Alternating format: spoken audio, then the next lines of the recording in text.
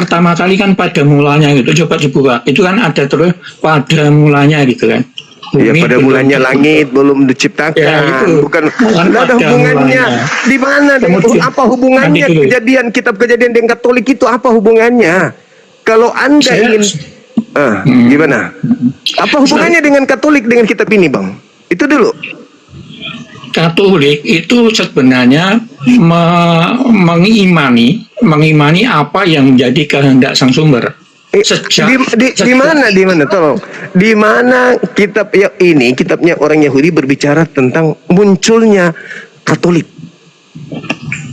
Kalau ya Bang Bima kan tahu sendiri, kalau Katolik Ortodok itu kan setelah ya, itu abad kedua kalau Katolik itu. Di mana ya, di kitab ini berbicara tentang Katolik? Ya, tadi saya mengatakan Katolik itu kan pengertian dari umum. Mengapa Katolik? Karena umum sebenarnya, sehingga bukan pendapat pribadi. Kalau pendapat pribadi dikatakan sekte. Kalau pendapat umum itu adalah kitab apa namanya? Ini kitabnya ya. Ini kitabnya Yahudi, Bang. 1% bahkan 0,0000001% pun nggak ada bicara tentang Katolik di sini. Betul. Saya oleh karena itu saya mengatakan mengapa pada abad kedua itu dirumuskan oleh Bapak Gereja Katolik. Katolik itu adalah umum, pendapat umum. Artinya bukan pribadi. Iya. Kalau pribadi itu adalah sekte. Oleh karena itu kan ada Sabilalisme, ada Calvinisme, ada siapa itu. Artinya kalau Anda mengatakan Katolik yang adalah Katolikos, yang artinya menyeluruh, universal, keseluruhan, betul. Artinya betul. Katolik itu adalah agama yang mengumpulkan seluruh kepercayaan, aliran kepercayaan dijadikan menjadi satu, betul? Ya, itu perbedaan. Kalau Bang Yuma berpendapat seperti itu. Kalau perbedaan itu, oleh karena itu saya katakan apa yang dikatakan Bang Yuma ini, kalau memang benar pasti itu dikonsilikan, begitu loh. Sekarang begini pertanyaan saya, gimana? Katolikos itu yang artinya menyeluruh itu, apa yang menyeluruh di sana maksudnya? Maksudnya umum, pendapat menyeluruh, bukan pendapat pribadi. Menyeluruh lalu digabungkan menjadi sebuah konsep. Bukan, ini perbedaannya. Lalu maksudnya apa? Maksudnya pendapat menyeluruh itu apa yang disampaikan oleh sang sumber lewat sang logos itu selalu didiskusikan maksudnya gini loh, Bang. Maksudnya gini. Kenapa harus ke Tuhannya Yahudi? Kan orang-orang Roma punya Tuhan sendiri gitu loh. Orang Roma punya Tuhan sendiri, punya sembahan sendiri. Mereka menyebutnya Hercules, Zeus, Horus. Kenapa larinya ke kitabnya Yahudi gitu loh? Kan orang-orang Roma sudah punya kepercayaan, Bang. Sudah punya keyakinan. Terus kenapa ngambil kitab ini? Kan keyakinan mereka bukan dari sini. Keyakinan mereka itu dari nenek moyang mereka penyembah matahari. Ya, kan. Tapi saya mengatakan bahwa Taurat itu bagi pengikut Taurat atau bagi yang mengikuti Taurat itu kan dalam Matius 5:20 itu harus melebihi dari orang-orang Farisi dan ahli Taurat. Itu sebenarnya tahu bahwa sang sumber itu tahu itu tidak mungkin dan sulit dilakukan. Orang Katolik kok berbicara tentang Tuhannya Yahudi ya? Lucu begini. Bang Yuma kan mengatakan bahwa itu adalah mengapa Taurat ditempelkan dalam perjanjian baru, begitu kan? Iya, ditempelkan dulu cuma aksesoris doang. Kenapa? Ya, karena orang Katolik tidak menyembah Tuhannya Yahudi. Gini Bang Yuma, itu kan perbedaan pemahaman ya sekali lagi. Sekarang coba. Apakah orang Yahudi menyembah Tuhannya Yahudi? Maksudnya gimana? Apakah orang Yahudi? Apakah orang Katolik menyembah Tuhannya Yahudi? Kalau pengertian Bang Yuma, Tuhannya Katolik apa, Bang? Pemahaman Theos kan? Sembahan betul. Kalian kan Theos. Nah, kalau Theos itu apa, Bang? Maksudnya? Dewa itu, dewa. Itu ya dewa itu maksudnya apa oleh orang Yunani? Itu kan orang Yunani yang mengatakan dewa. Iya, Apa yang betul. dimaksud dewa? Kan sembahan orang Roma itu kan dewa, Bang. Bukan Betul. Elohim, bukan Tuhannya yang Yahudi. dimaksud Agnostos dewa. Theos. Betul. Yang dimaksud dewa oleh orang Yahudi apa maksudnya di sana? Roh-roh yang turun ke Roh-roh. bumi bisa berubah menjadi ikan, berubah menjadi harimau, Bukan. berubah jadi manusia, separuh dewa. Yang Tidak saya ada katakan, hubungannya, tidak ada yang saya hubungannya mohon dengan maaf, Bang. kitabnya Yang saya Yahudi. katakan, yang saya katakan Theos itu kan bangsa Yahudi, apa namanya, bahasa Yunani gitu kan. Iya, Kemudian kalau Elohim itu bahasa apa, Bang? itu bahasa Ibrani. Tuhannya orang Sama Yahudi. Sama Nggak nggak sama. Elohim? Nggak sama antara Theos Sama. sembahan Roma dengan Elohim sembahan Yahudi. Bukan cuma beda nama, juga beda hakikat. Bukan, Catat maksud itu. saya, ya betul. Maksud saya, intinya itu sebenarnya sama dengan Elohim, kemudian Enggak, Bapa. beda. Oh, beda. Elohim itu Beda. sembahannya Abraham, Ishak dan Yakub.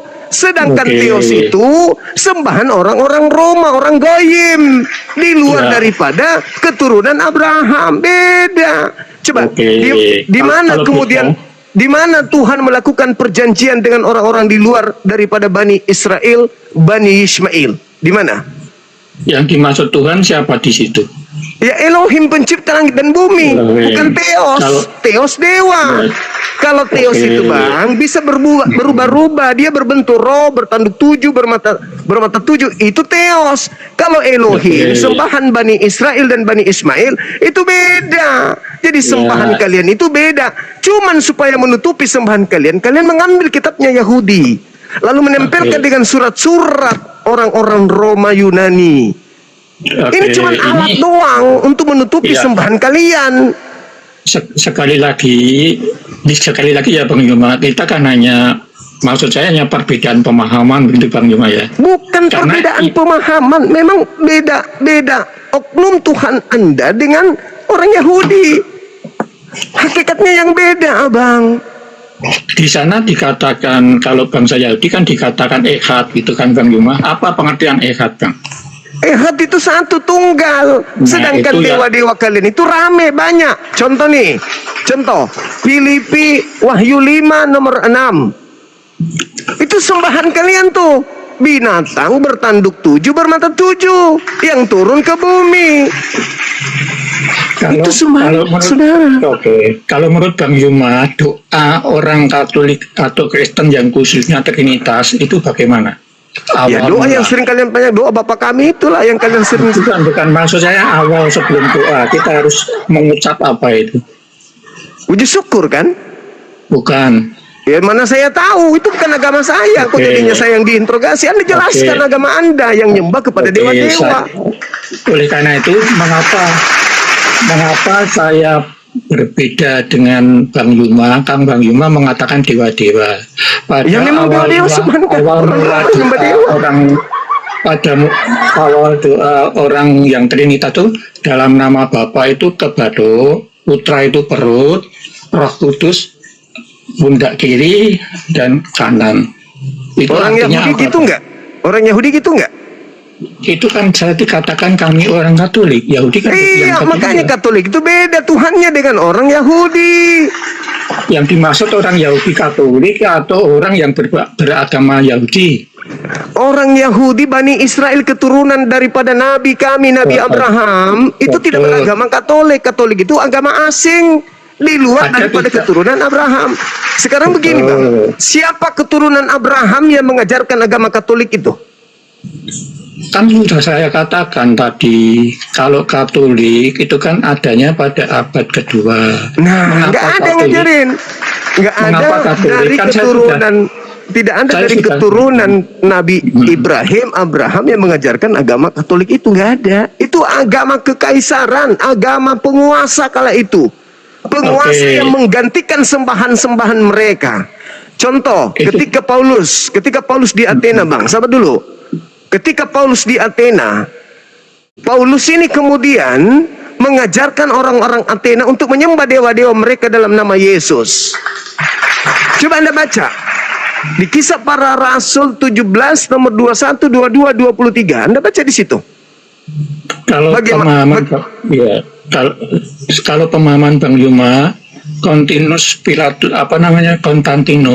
itu kan atau di apa ya namanya, di konten saya lupa ya, itu kan pada abad ketiga ya, itu baru muncul. Memang kekristenan itu baru berjaya setelah ada kerajaan itu ya, Konstantinus kalau tidak salah. Padahal sebelum Konstantinus itu Paulus sudah ada keberapa Bang, pengertian Bang Yuma? Enggak usah terlalu mundur, Bang. Sama Yesus aja. Supaya tahu Sama Yesus aja. Ada yang disebut Gubernur Pilatus, orang Romawi. Pertanyaan saya, apakah Gubernur Pilatus di zaman Yesus menyembah Elohim, Tuhannya Yahudi? Betul. Karena begini Bang Yuma, itu ada kaitannya. Ada kaitannya. Gubernur Pilatus, apakah menyembah Tuhannya Yesus, Tuhan yang disembah oleh Yesus, yang mereka sebut Hashem? Kan saya mengatakan bahwa bangsa Roma, Konstantinus baru muncul, baru jaya Katolik itu di situ. Di Pilatusnya yang saya tanyakan, Pilatusnya apakah menyembah di sinagogi? Karena munculnya baru abad ketiga, Konstantinus orang Roma itu, oleh karena otomatis pada saat Yesus dia tidak menyembah ya, otomatis. Karena baru jaya kekatolikan atau kekristenan itu pada abad ketiga setelah ada kerajaan Konstantinus itu. Oke, pertanyaan saya. Padahal sebelum Konstantinus itu kan sudah ada 18 paus sejak Petrus itu dalam catatan di Vatikan seperti itu, begitu. Oke. Sebelum paus pertama, apakah orang Roma sudah punya kepercayaan? Sebelum paus pertama.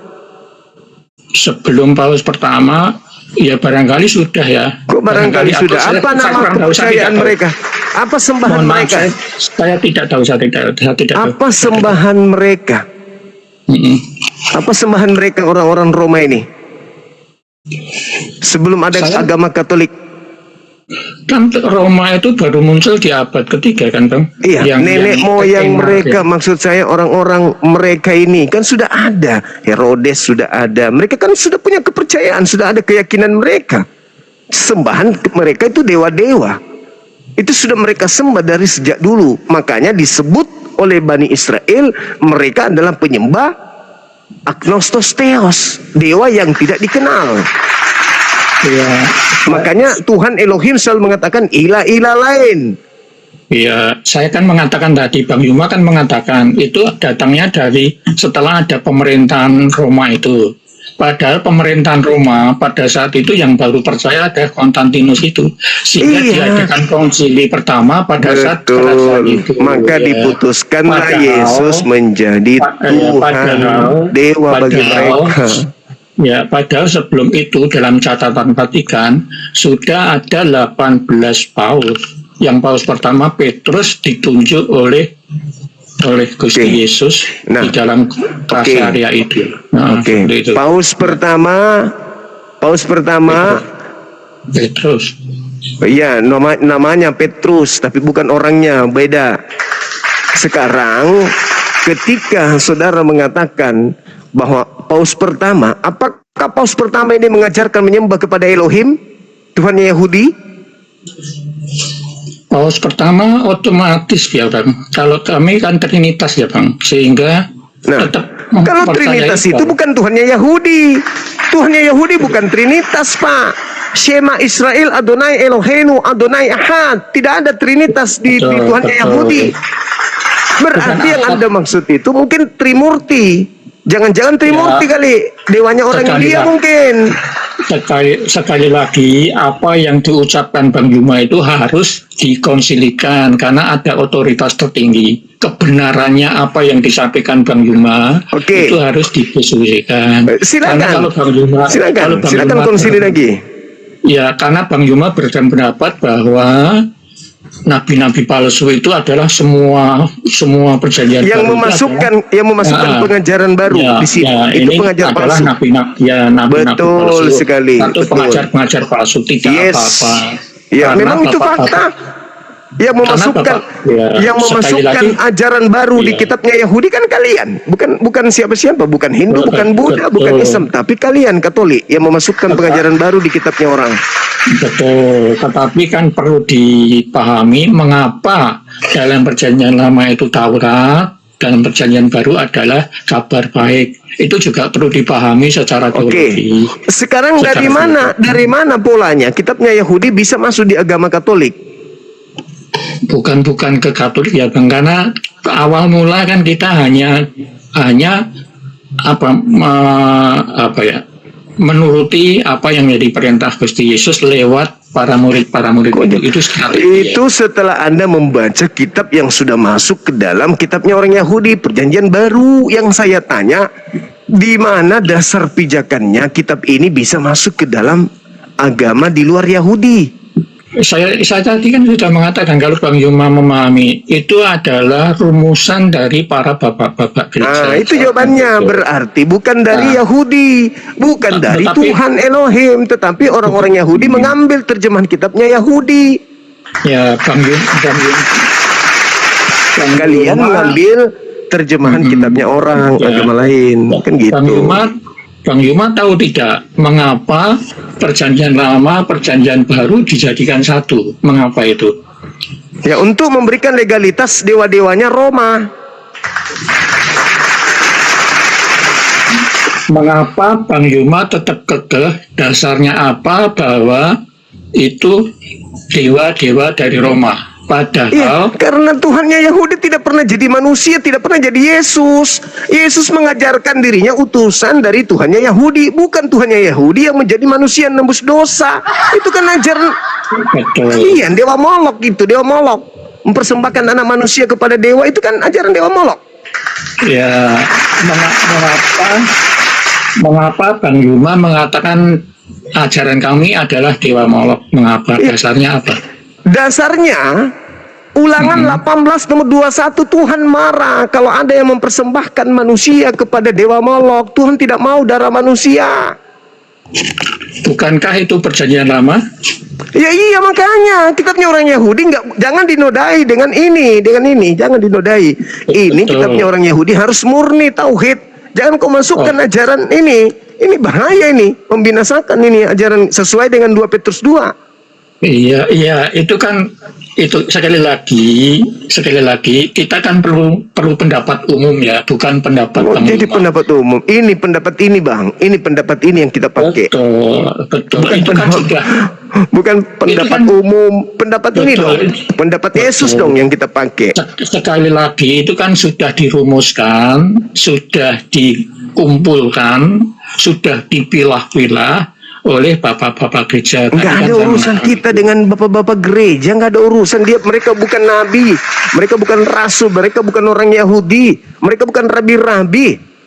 Nggak ada urusan. Bapak-bapak gereja mula-mula itu adalah penyembah dewa-dewa. Iya, silakan. Iya dong. Iya dong. Kalau mereka bapak-bapak gereja mula-mula itu bukan penyembah dewa-dewa, mereka ibadahnya di sinagoge, Bang. Di sinagoge tidak makan babi, mereka bersunat, ibadahnya Sabat bukan mingguan. Iya. Ya, karena ini Bang, karena memahami apa yang tertulis itu beda begitu ya Bang. Sekali lagi di sini tidak mengajarkan Katolik, di sini tidak mengajarkan gereja, di sini tidak mengajarkan makan babi, tidak bersunat, Natalan, tidak ada di sini. Iya, oleh karena itu kami imannya tadi ya Pak, kan ada 3 Katolik itu, Bible, kemudian tradisi, dan kemudian itu derita saudara, kita hormati itu. Saya tanya satu. Sayangnya Elohim tidak pernah mengajarkan itu. Saya tanya satu, menyinggung Islam. Sebenarnya saya tidak mau menyinggung Islam ya Bang Yuma. Ya, Islam tidak ada ngambil kitabnya orang, Bang. Bukan, saya tanya satu aja. Islam tidak masuk ke sini. Nanti dulu, saya tidak akan menanyakan itu. Kalau iman Islam itu dasarnya dari mana saja Bang? Al-Quran. Terus ada 5 kan? Apa saja itu dasar iman? Dasar iman Islam. Yes. Apa saja itu? Di antaranya beriman kepada Tuhannya Bani Israel. yang benar bang, yang benar bang. Ya iya dong, Yang benar beriman aja. kepada Allah, beriman kepada Iman pada malaikat. Allah, Terus apa? tadi mana? Sebut aja apa Ya, yang Anda ingin jual. saya kan tanya. Iya, sebut aja apa yang Anda ingin sampaikan.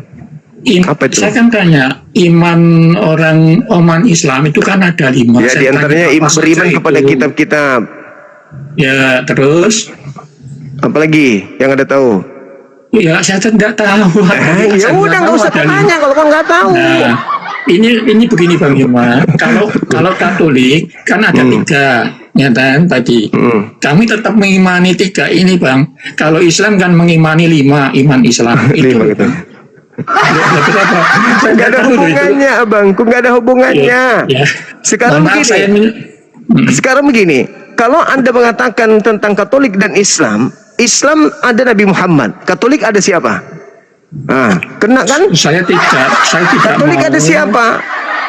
Saya tidak mau akan membedakan antara Islam ya. Sekali lagi Enggak. satu tadi.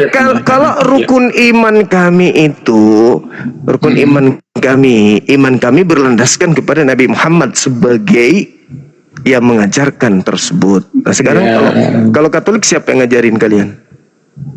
Tadi kan sudah diceritakan kan, ada Bapak gereja kan? Bapak gereja. Ada Yohanes, ada Matius, ada Markus, ada para nabi begitu kan. Ini Siapa semua nabi yang nabi? ada dalam Bible itu kan ada Yesaya, ada Yeremia, ada masuk itu ambil kan. kitabnya orang Yahudi. Nah, begini Bang Yuma, mengapa Kenapa nggak punya kitab sendiri? Kan tadi saya katakan yang kitab Yahudi adalah perjanjian lama. Iya, kenapa ngambil kitabnya agama Yahudi? Karena itu perjanjian lama dari sang sumber, sang bapak tadi loh. Yang tadi pada Kalian kan tidak menyembah Tuhannya Yahudi. Kok lucu ya? supaya nyambung ya. Ya, Anda mengambil kitabnya Yahudi, tapi yang Anda sembah beda dari yang punya kitab. Ya, begini Bang Yuma, karena mengapa kami mengimani bahwa apa yang disampaikan di Yahudi itu ada sebuah kisah yang nyata dari pada mulanya tadi. Itu kami mengimani Bang, sehingga tetap ditulis, tetapi karena datang setelah Nabi terakhir Yohanes adalah sang penyelamat, yaitu Gusti Yesus, maka perjanjian baru itu mengisahkan kabar baik tentang Yesus, sehingga tetap ada kaitannya perjanjian lama itu. Nggak ada. Kalau kalian ngambil secara tidak sah itu tidak ada kaitannya, Bang. Ya. Secara tidak sah diambil kitabnya orang, berarti Anda membuat konsep yang Anda cocok-cocokkan dengan kitabnya agama Yahudi yang pada prinsipnya tak ada hubungannya, sembahannya berbeda, agamanya berbeda, rumah ibadahnya berbeda, hari rayanya berbeda, intinya tak ada sama sekali. Inilah yang dimaksud 2 Petrus 2 tadi. Memasukkan pengajaran-pengajaran sesat yang membinasakan. Ya, itu sekali lagi perbedaan pemahaman ya Bang. Karena perjanjian lama itu memang seperti itu. Kemudian perjanjian baru itu setelah kabar baik itu ada. Sehingga kabar baik tentang Injil itu loh Bang. Injil kan kabar baik. Evangelis itu kan kabar baik. Bukan Injil, Evangelion itu kan kabar baik. Sehingga itu iman ya Bang. Sekali lagi kabar baiknya tentang kemerdekaan tidak menjadi hamba dosa lagi. Karena ini memang apakah kitab ini mengikat orang-orang Roma, kitab ini? Ya jangan kok mengatakan Roma itu apa maksud dasarnya Bang? Ya Roma, apalagi kalau bukan Katolik. Apakah kitab ini Bang mengikat orang-orang Romawi? Tidak hanya Romawi kan Bang? Itu kan umum, tadi Katolik itu kan umum kan? Iya, apakah kitab ini mengikat orang Katolik? Katolik itu umum, maka itu ada kaitannya dengan apa yang diajarkan oleh sang sumber melalui sang logos. Di mana sang sumber mengajar tentang orang-orang Katolik di sini di mana? Kan saya tidak begini Bang Yuma, di dalam Yohanes 14 itu kan masih banyak yang aku aku akan katakan tetapi Itu kamu belum ucapan mampu. Yesus kepada orang Yahudi, bukan kepada Katolik. Betul. Wah, ini kan di dalam Yohanes kan. Di dalam Yohanes kan, Bang. Iya, Yohanes Nah. itu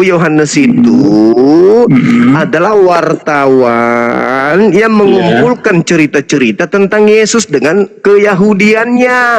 Betul, betul. Itu yang perlu Anda pahami. Oleh karena itu kan dikatakan di sana tercatat masih banyak. Kemudian mengutus roh kebenaran, gitu. Roh kebenarannya makan babi, gitu. Bukan. Jadi apa? roh kebenarannya tidak sudah. Ya, nanti dulu Bang Yuma, jangan memahami yang berbeda dulu. Ya. Lah kalau roh kebenaran, Pak, berkesinambungan dengan ajaran ini. Namanya roh kebenaran. Ajaran para nabi itu adalah ajaran yang berasal dari roh kebenaran, tidak mungkin bertentangan. Betul. Oleh karena itu saling mengaitkan antara apa yang disampaikan baik dalam perjanjian lama perjanjian baru. Mengaitkan karena masih banyak yang belum tersampaikan. Oleh karena itu kita mengimani bahwa Taurat telah kutulis dalam lisanmu, Taurat telah kutaruh dalam loh hatimu, sehingga apa yang menjadi baik buruk itu sudah diketahui di dalam diri kita masing-masing. Karena manusia itu kan dikuasai oleh roh jahat dan roh kebenaran. Nah, roh kebenaran itu adalah roh yang mendampingi kita supaya mengarahkan dari kejahatan menjadi kebaikan. Oleh karena itu Roh Kudus kiri ke kanan. Katolik lucu. Ini yang saya tanya, Bang. Ketika ada perintah di sini, jangan makan babi. Ketika ada perintah di sini, jangan makan babi. Orang-orang Roma pendiri agama Katolik itu apakah termasuk dia yang dilarang? Kan tadi saya mengatakan bahwa dalam selalu kalau ditanya selalu begitu. Kenapa ya, Bang? Kenapa nggak pernah langsung mau jawab pertanyaan gitu? Karena Bang? Saya kan bertanya. Ketika ada perintah Elohim kepada Yahudi jangan makan babi, apakah perintah itu mengikat orang Roma? Itu kan di dalam Taurat kan, Bang. Dalam perjanjian lama ini kitabnya Yahudi. Betul. Oleh karena itu hanya diberlakukan untuk orang Israel begitu yang itu. Nah, orang Roma makan babi berdosa nggak? Kalau orang Roma itu kan sudah dikonsilikan di dalam kisah pasal 15 itu. Ini Bang, ini kitabnya Yahudi. Ketika ada larangan makan babi, lalu kemudian orang Katolik makan babi, berdosa nggak orang Katoliknya? Kalau orang Katolik kan bukan agama Yahudi kan, Bang? Kalau agama Yahudi pasti dosa itu, tapi kalau Katolik kan terus apa fungsinya ini dibatalin untuk Katolik? Ya, maka dari itu karena saking jujurnya, saking bapak-bapak gereja itu akan mempertahankan apa yang disampaikan, oleh karena itu ditampilkan perjanjian lama itu saking jujurnya. Maksudnya gini loh, Bang. Ya. Ini hukum yang ada di dalam dari A sampai Z hanya mengikat orang Yahudi. Betul. Terus kenapa ini dibatalkan untuk orang Romawi? Nah, Bang Yuma kan sering mengatakan bahwa Gusti Yesus itu hanya diutus ke bangsa Israel, begitu kan? Ini kita bahas Taurat, kenapa jadi ke Yesus ya? Ya itu, ya sekali lagi karena Katolik ada kaitannya dengan Gusti Yesus kan, kabar baik. Di mana kaitannya Yesus dengan Katolik? Di mana? Nah itu tadi Yohanes 14 tadi loh, karena masih banyak. Orang ini supaya yang di bawah mengacu apa yang diucapkan Bang Yuma. Kalau dari masih banyak yang ingin aku katakan kepada kamu di situ orang Katolik rupanya. Orang Roma. Itu ucapan Yesus untuk kaumnya Bani Israel. Ya, betul. Terus kenapa orang-orang di luar Bani Israel merasa Ayu? Kenapa? Ini makanya saya kan tadi tanya, mengapa Gusti Yesus itu mengatakan hanya diutus ke bangsa Israel? Kan tadi saya berkatakan gitu. Ya Karena apa hubungannya coba? begini, karena pemahaman kami itu yang ke Israel itu, karena Israel itu kan dikatakan apa di dalam apa ya? Itu kan dikatakan orang yang tersesat gitu ya. Kemudian Kalian yang dalam sesat, bukan Israel yang sesat. bukan di situ. Mengapa di Israel? Karena Taurat itu kan susah dilakukan oleh bangsa Yahudi. Bukan susah dilakukan. Bangsa Israel suka melanggar perintah Tuhan. Ini tidak susah, enggak ada yang susah di sini. Jangan berzina, jangan bersaksi dusta, hargai orang tuamu, jangan makan babi, bersunat, pelihara sahabat. Enggak ada yang susah di sini, enggak ada. Kata siapa ini susah? Lebih susah agama Islam. Ini apa yang susah ini? Enggak ada yang susah di sini. Ulangan 30 nomor 11 Tuhan sendiri mengatakan ini mudah. Kalian aja yang sok-sokan merasa kalian itu yang dikasih buku itu. Padahal kalau orang Kristen, Bang, orang Katolik dalam hal ini, tidak ada perintah Tuhan yang pernah datang satupun. Tuhannya Yahudi ya, tidak ada Tuhannya Yahudi pernah memberikan sepotong perintah pun untuk orang-orang di luar Yahudi. Catat itu. Kalian aja yang sibuk bikin sekte baru, agama baru, mengambil kitabnya orang. Kalau begitu, Gusti Yesus itu orang mana, Bang? Orang Ibrani, orang Yehuda. Orang Yahudi.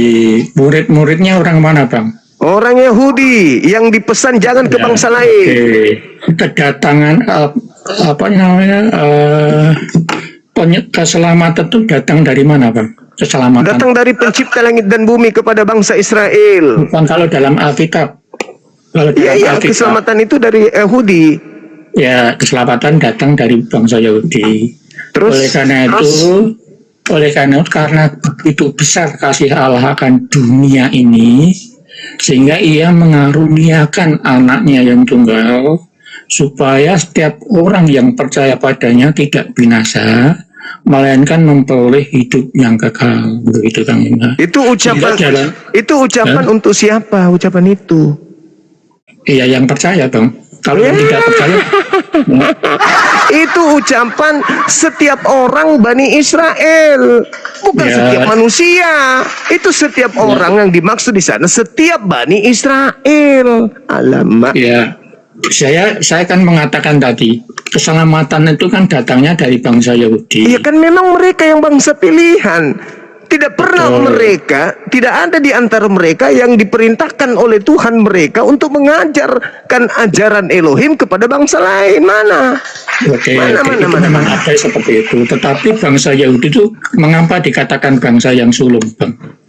Ya karena dia yang pertama kan yang ditunjuk oleh Tuhan. Karena makanya kalau ada yang sulung kan mestinya ada yang di bawah sulungnya. Ada ya itulah Islam.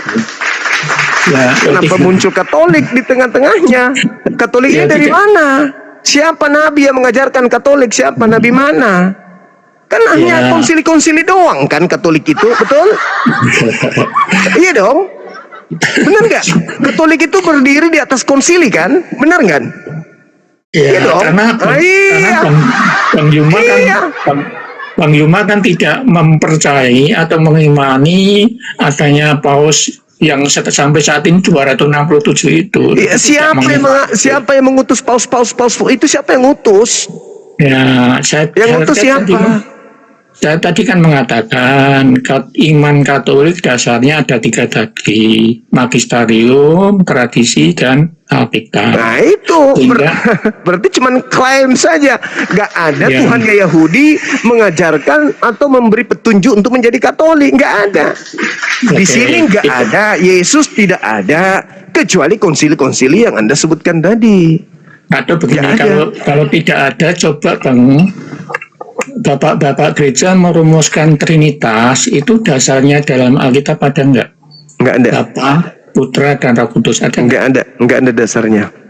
Kalau Bapa, mengapa Gusti Yesus mengatakan Bapa dan datang sumbernya dari Bapa? Mengapa? Ya, orang-orang Yahudi itu Anda boleh Bukan baca Amsal. orang-orang hidup dalam Alkitab. Iya, saya ajarkan.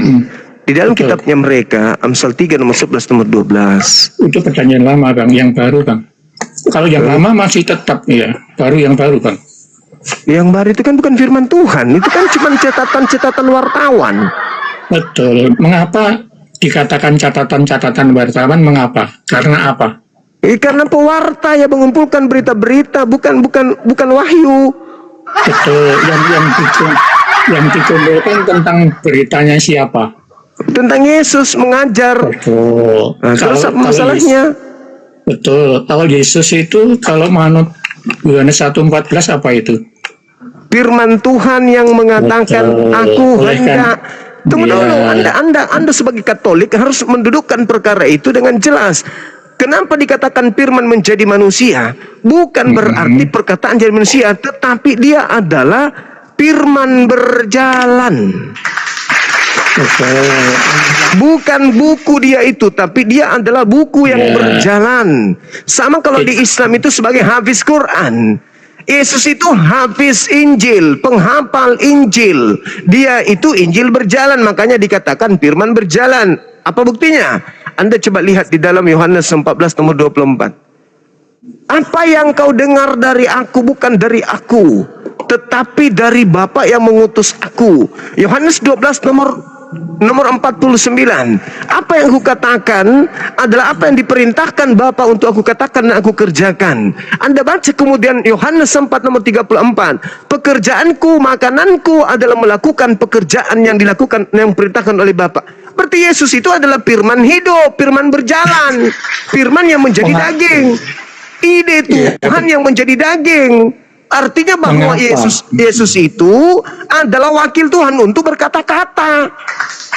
Sama Betul. seperti kami di Islam penghafal Quran. Yesus itu penghafal firman Tuhan. Beda. Itulah bedanya, Bang. Karena Yesus atau Logos yang menjadi daging itu diutus untuk bersuara atau diutus untuk berfirman.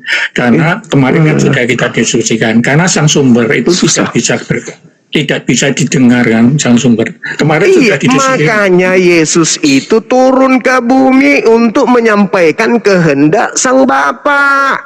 Ya, oleh karena Bukan Bapak yang turun ke bumi jadi daging. betul, bukan. Kemarin Ya kita bukan. Berarti Yesus itu manusia biasa, sama seperti kita, yang diberikan kemudian wewenang oleh sang Tuhan untuk menyampaikan kehendak Tuhan. Makanya disebut firman itu telah menjadi daging. Bukan kemudian mulut Tuhan turun ke bumi, jadi daging kemudian dibawa. Bukan. ya, Bakso kapal. Ya. Karena iman kita beda ya, iman kita kan beda. Justru karena beda. Justru karena iman kita itu beda. Salah satu di antara iman kita itu yang salah. Makanya saya luruskan gitu loh. Ya, sayangnya Bang Yuma, mohon maaf ini hanya perbedaan pemahaman ya.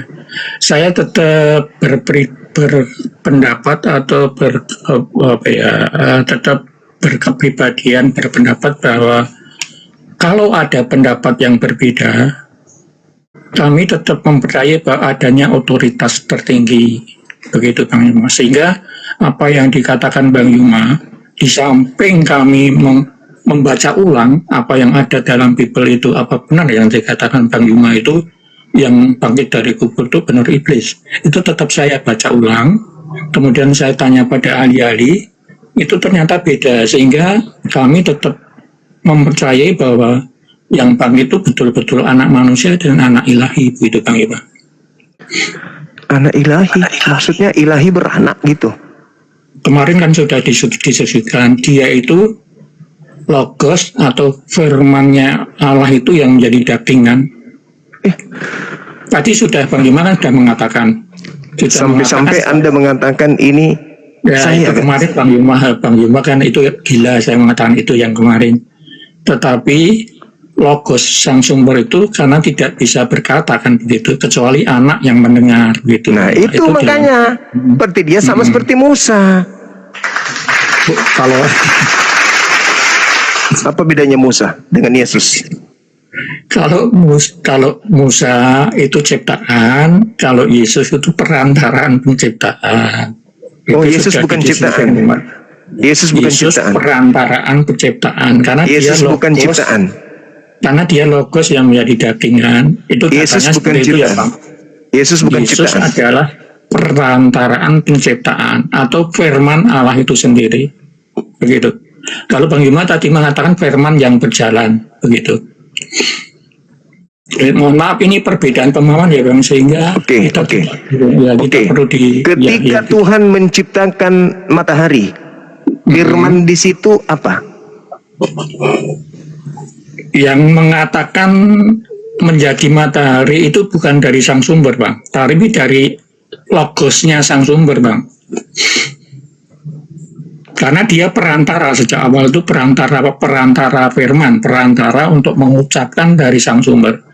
Supaya apa? Supaya konsisten. Kan kemarin saya mengatakan itu, bahwa sang sumber itu tidak dapat diketahui sejak kapanpun, sejak tidak kita dengar, kecuali Yesus anak. posisinya apa di situ, Bang? Pada saat Tuhan menciptakan matahari, Yesus sebagai apa di sana? Saya kemarin sudah didiskusikan, dia adalah firman-Nya Allah atau logosnya Allah. Sudah berbentuk daging atau enggak? Belum. Waktu itu belum. Oke, belum ya. Begini, Nah, pada ya, saat Tuhan mengatakan jadi terang, di situ Yesus apa posisinya?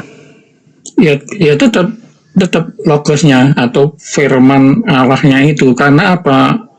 Sang sumber kan tidak bisa didengar, begitu. Tetap firman-Nya Allah yang mengutarakan itu, yang mengucapkan. Mulut. Suaranya. Tidak tahu Suaranya bersumber dari mulut. Begini Bang Yuma, sumbernya kan, kalau Bang Yuma kan kemarin sudah didiskusikan sumber apa yang dipikirkan Bang Yuma itu kan saya kasih dalil. Ya. Saya kasih dalil Yesaya 55 nomor 11. Coba Anda baca. Di mana Yesus di situ? Ya silakan, mungkin ada kata-kata mulut di sana ya, mungkin ya. Iya. Itu percaya lama saya kurang. Iya. Nah, Yesus di situ posisinya apa? Ya, firman yang keluar dari mulutku. Firman yang keluar dari mulutku tidak akan kembali kepadaku dengan sia-sia sebelum terjadi seperti apa yang aku perintahkan. Nah, Yesus di situ yang mana? Iya, tetap suaranya, Bang. Suara itu kan tetap lewat mulut ya. Suara, kalau kita bayangkan manusia, suara itu kan tetap dari mulut. Yesusnya di situ. Yesusnya dari suaranya dari mulut itu. Suaranya dari mulut itu. Berarti Yesus ini suara. Ya, suara yang muncul dari mulut itu yang kita tahu ya. Oke. Nah, berarti kalau jadilah terang, berarti yang keluar dari mulut ini kan suara. Itulah logosnya, itulah firman-Nya. Berarti logos keluar, jadilah terang, logos keluar. Yang keluar kan suaranya, Bang, bukan logosnya kan. Yang keluar. Suaranya yang keluar. Perkataan kan logos itu? Ya, bukan perkataan. Logos itu pengetahuannya Allah.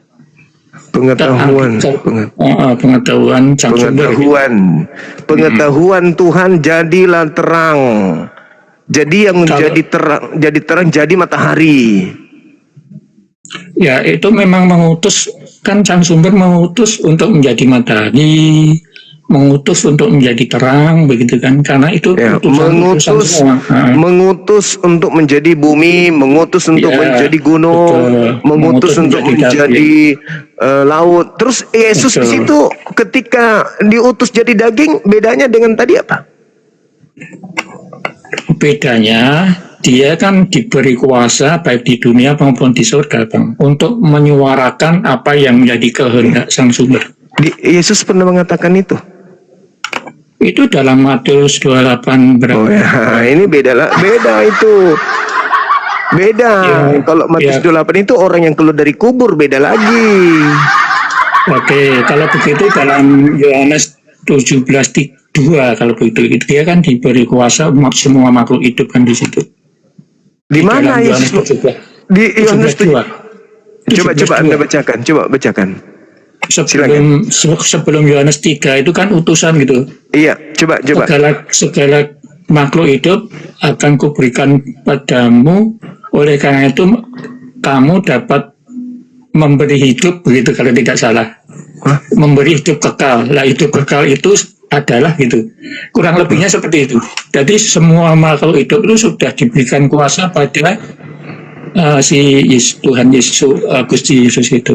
Coba kalau tidak percaya coba dibaca ulang 17:2. Kalau Anda melihat di data itu, di situ dikatakan bahwa sama seperti engkau memberikan kepadanya kuasa atas segala yang hidup. Ya betul. Ya kan? Demikian pula ia akan memberikan hidup yang kekal kepada semua yang telah engkau berikan kepadanya. Berarti bukan cuma Yesus berarti. Ya, sekali lagi ini kan perbedaan pemahaman. Walaupun tercatat seperti itu, Bang Yuma kan beda memahaminya. Iya, berarti bukan, kan dia mengatakan demikian pula ia akan memberikan hidup yang kekal kepada semua yang telah engkau berikan kepadanya. Betul. Kan itu dalilnya. Ya, semuanya diberikan kepada Gusti Yesus kan begitu. Semua yang makhluk hidup itu seperti engkau sama seperti engkau memberikan kepadanya kuasa atas segala yang hidup. Betul, betul. Demikian pula ia akan memberikan hidup yang kekal kepada semua yang telah engkau berikan kepadanya. Betul. Itu kan yang diberikan kan logosnya, Bang. Sang Gusti Yesus itu. Logos diberikan kemudian kuasa kepadanya. Iya, termasuk memberi hidup kekal itu sudah diberi kuasa kan gitu. Nah, diberi kuasa untuk mengajar bagaimana caranya memperoleh hidup yang kekal. Itu maksudnya. Bukan. Kalau pemahaman kami ya, pemahaman iman kami sekali lagi, itu otomatis memberi hidup kekal melalui suara-suara, tapi sumbernya tetap dari sang sumber. Ya, itu memang harus dipahami secara jernih, Bang ya. Secara akal-akalan. Tidak apa-apa, Bang Yuma. Secara akal-akalan. Ya tidak apa-apa, itu kan secara akal-akalan, karena di situ Yesus ketika kita melihat di data nomor 17-nya, nomor 8-nya, begitu juga ketika kita melihat di data Yohanes 14-nya, nomor 24-nya, semua yang terlontar dari mulut Yesus itu adalah firman yang berasal dari Bapa, bukan dari dirinya sendiri. Bukan, betul. Betul, karena sang sumber Bapa itu kan tidak bisa didengar oleh siapapun kecuali anak yang mendengarnya. Ya, sama seperti Musa. Musa juga begitu. Ya, Musa mewakili Elohim untuk mengatakan apapun yang ingin. Tetapi Musa kan dari malaikat Tuhan kan, Bang, bukan dari sang Bapa kan? Ya sama seperti Yesus juga begitu. Yesus akui itu juga kok. Kalau menurut Bang Yuma yang mendengar suaranya sang sumber siapa dari Bible itu? Yang mendengar. Satu-satunya yang mendengar suara Bapa siapa? Kalau Musa mendengar suara Bapa, Musa itu kan dari malaikat Tuhan ya, dari malaikat, bukan dari sang sumber ya. Nah, di mana Yesus mendengarkan suara Bapa langsung? Coba di dalam Yohanes 1:18, Bang. Yohanes 1:18 itu bukan ucapan Yesus. Ya, itu kaitan dengan iman ya, Bang. Enggak dong, di situ tidak dikatakan Yesus melihat. Dia dikatakan exegomai, dia yang mentafsirkan, Yesus yang menjelaskan maksudnya tentang Bapa itu. Bapa itu tidak pernah dilihat, tidak ada seorang pun yang pernah melihat Bapa, tetapi anaknya yang tunggal dialah yang menjelaskan, Bapa itu kayak begini loh, Bapa itu kayak gini loh, yang Bapa inginkan begini loh. Itu maksudnya Yesus yang mentafsirkan, Yesus yang menjelaskan, Yesus yang menyatakan Bapa itu kayak mana. Bukan berarti Yesus Bapa bicara langsung ke dia. Anda baca pengakuan Yesusnya di dalam Yohanes 1 nomor 51. Langit terbelah, malaikat naik turun, para malaikat naik turun menuju kepada Yesus. Untuk apa? Untuk menyampaikan firman. Iya, kalau kemarin itu sudah didiskusikan ya. Dan sudah sepaham bahwa Gusti Yesus itu logos yang menjadi daging, atau firman-Nya Allah itu yang menjadi daging. Yohanes 1:14 itu sudah sepakat.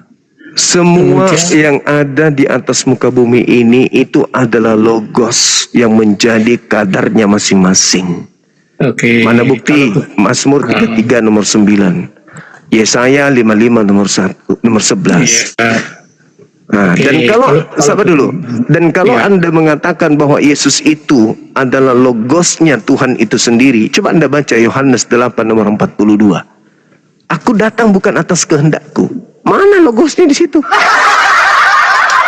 betul. Kalau kalau kemarin kan itu kita sudah diskusi. Dia itu sepenuhnya anak manusia karena dilahirkan oleh Bunda Maria. Dia sepenuhnya anak Allah karena datang dan keluar dari Bapa itu. Sehingga kami mengimani, kemarin kan saya bilang, Yesus itu adalah sepenuhnya ilahi dan sepenuhnya anak manusia. Tetapi Bang Yuma tetap Dikatakan anak ilahi karena datang dan keluar dari Bapa. ya, Karena semua dia yang firman-Nya. ada di bumi ini datang dan keluar dari Bapa. Ya, ya, Nah, kok iya lagi? Berarti kita semua ini sepenuhnya ilahi dong. maksud saya tidak apa-apa kan, kita hanya beda pemahaman. Saya tetap mengimani bahwa Gusti Yesus itu adalah Sang Logos yang menjadi daging, tetap mengimani seperti itu. Dan dia benar-benar firman-Nya Allah itu sendiri, Bang. Karena apa? Iya. Sang Semua sumber segala tidak, sesuatu di atas muka bumi ini firman-Nya Tuhan semua. Makanya Yesus mengatakan di Matius 4 nomor 4. Ya betul lagi. betul. Maksud saya itu suara itu betul. Bang Yuma membaca seperti itu, saya membetulkan betul. Tetapi sekali lagi Yesus itu sebagai perantara, bukan sang sumber. Sang sumber menyampaikan kepada perantara untuk berfirman, untuk menyampaikan suara. Jadi suaranya itulah dari firman-Nya Allah itu. Kalau Iya, sama sumbernya seperti Musa. Sama seperti Musa. sudah berkali-kali saya mengatakan perbedaannya ya Bang. Kalau Bang Yuma tidak mengimani, Tuhan menyampaikan firman kepada Fir'aun melalui siapa? Tuhan menyampaikan firman kepada Firaun melalui siapa? Tetap melalui logosnya Bang. Melalui Musa. Firman-Nya Allah itu sendiri. Melalui Musa. Berarti Musa itu perantara. Perantara Ya. apa? Perantara penyampai firman. Bedanya dengan Yesus apa? Kalau Yesus itu perantaraan penciptaan atau perantaraan sumber apa yang menjadi kehendak sumber itu untuk disampaikan. Kalau si Musa adalah menerima apa yang menjadi kehendak dari sang logos atau dari suaranya sang sumber. Karena sang sumber tidak bersuara, maka suaranya inilah. Jadi maksud Anda Yesus yang datang kepada Musa. Kalau dulu kan kita kenal malaikat Tuhan gitu ya, bukan dari Iya. sang sumber sendiri. Kenapa bukan Yesus yang turun ke Musa, Bang? Kan belum, Yesus pada waktu Musa kan belum ada, masih firman-Nya sang logos itu, firman-Nya sang Kan sumber. firman logos yang sampai ke Musa. Firman-Nya sang sumber, bukan firman-Nya sang logos. Firman-Nya sang sumber atau logosnya sang sumber. Begitu. Jadi ini, Mama? ya begini Bang Yuma. Nabi supaya- Musa menerima firman. Ya, Kenapa bukan Yesus yang ke Musa menyampaikan? kalau menurut Bang Yuma, Yesus sudah ada belum pada waktu Musa? Belum ada. Ya itu karena belum ada. Ya. Yang kita kenal waktu itu. Jadi Yesus ini apa? Katanya tadinya Yesus itu adalah nama yang kita kenal. nama lagi. Setelah Nama lagi. yang kita Padahal kenal. pertanyaan saya sederhana. Anda tinggal bilang, oh Yesus ada di situ, tapi masih berupa firman, masih berupa ide, masih berupa gagasan, kan gitu. Ya kan sudah tahu toh Bang Yuma, makanya saya mengatakan tidak seperti yang sudah tahu itu. Nah, berarti maksud Anda Yesus sudah datang ke Musa dalam bentuk firman. Itulah ke perbedaan pemahaman ya Bang. Karena pada saat itu kan malaikat Tuhan yang datang. Yesus lagi tidur Yesusnya. Kalau pemahaman Bang Yuma, Yesus itu nama atau logos? Kalau berbicara mengenai Yesus Bang, berarti berbicara mengenai oknum yang Anda katakan logos. Itulah yang maksud. Oleh karena itu Yesus itu nama atau logos itu sendiri. Bukan logos, Yesus itu bukan logos. Tidak ada dalilnya Yesus itu logos. Ya, oleh karena itu Yesus adalah nama. Ya betul. Itu adalah nama yang diberikan kepada Maria untuk memberi nama Yesua kepada Maria. Memberi nama Yosua gimana sih Abang ini? Yesua Masia gitu ya. Iya. Yesua Masia atau Yesus lah. Yesus gitu ya. Yesus nama yang diberikan kepada ciptaan Tuhan yang lahir tanpa ayah udah. Iya, ya. Kalau pemahaman seperti itu silakan saja. Oleh karena itu kan sekali lagi kita hanya perbedaan pemahaman, begitu Bang Yuma. Jadi malaikat perantara juga ya? Kalau malaikat Tuhan itu kan benar, itu adalah sebenarnya logosnya atau firman-Nya Allah itu sendiri yang menjadi malaikat itu untuk menyampaikan pada si Musa waktu itu. Berarti posisi Yesus dengan malaikat ini sama. Samanya di dalam dalam firman-Nya, karena Yesus kan nama firman yang menjadi daging. Oke Bang, oke. Saya kira cukup. Begitu aja ya Bang ya, begitu ya. Iya, lama kan? Oke. Ya. Oke. Terima kasih ya. Oke, sama-sama. Kapan saya tak muncul lagi. Oke. Ya. Makasih. Oke. Mudah-mudahan Anda di neraka nggak bosan-bosan nanti. Gila, ajaran sinting. Ajaran sinting. Bukan Tuhan tapi perantara tapi bukan ciptaan, bukan juga Tuhan, bukan juga pencipta, bukan juga ciptaan.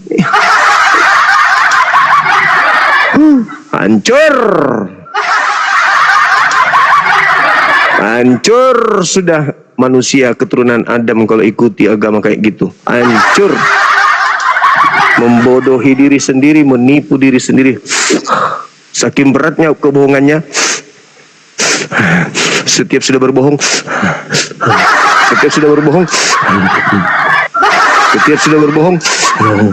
dia mencoba untuk memberikan oksigen ke otaknya yang betul-betul ngeri kali lah ajaran. Pantasan lah dikatakan mengasukkan ajaran sesat yang membinasakan. Betul. Halo, selamat malam. Selamat malam Bang Juma. Malam juga. Ya, saya ingin komentari mengenai Filipi 3:8 ya. Anda telah selalu cocok untuk penonton wilayah. Oke, TikTok mau mulai. Suka-suka mau TikTok. Kok nggak bisa ini kan? Nggak bisa bikin rungkat aku kan?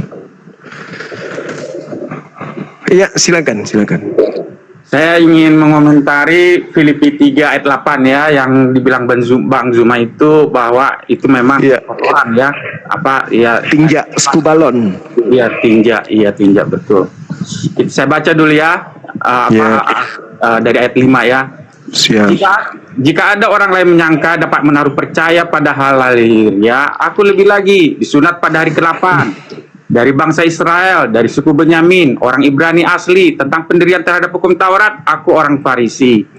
Tentang kegiatan, aku penganiaya jemaat. Tentang kebenaran dalam mentaati hukum Taurat, aku tidak bercacat. Tetapi apa yang dahulu merupakan keuntungan bagiku, sekarang kuanggap rugi karena Kristus. Malahan segala sesuatu kuanggap tinja. Di situ ya, itu kan kalimatnya itu ya. Iya. Ya, kotoran. Karena pengenalan akan Kristus Yesus. Nah, ayat ini Bang Zuma, ya. Ayat ini sebenarnya itu dia sedang menerangkan perjanjian lama. Ada itu di Taurat, ada di tanah Bang Zuma ya. Di mana itu tertulis? Saya ambil ayatnya ya, bahwa kesalehan kita itu adalah kotoran. Nah, saya ambil ayatnya. Dalam Yesaya 64 ayat 6. Yesaya 64 ayat 6. Demikianlah kami sekalian seperti seorang najis, dan segala kesalehan kami seperti kain kotor. Kami sekalian menjadi layu seperti daun, dan kami lenyap oleh kejahatan kami seperti daun dilenyapkan oleh angin. Jadi Paulus sedang menerangkan bahwa kesalehan dia itu yang mengandalkan bahwa dia keturunan Abraham, bahwa dia adalah orang Farisi, bahwa dia adalah pegiat hukum Taurat, itu adalah kesalehan yang kotor, kain kotor. Itu satu. Yang kedua, di ayat di Zakaria 3. Ini lebih hampir mirip dengan Filipi 3 ayat 8 tadi. Zakaria 3 ayat 3 ya. Tapi saya ambil dari ayat 1 dulu ya Bang Zuma. Kemudian dia memperlihatkan kepadaku imam besar Yosua. Imam besar dia ya, Yosua ini imam besar, berdiri di hadapan malaikat Tuhan. Sedang iblis berdiri di sebelah kanannya untuk mendakwa dia.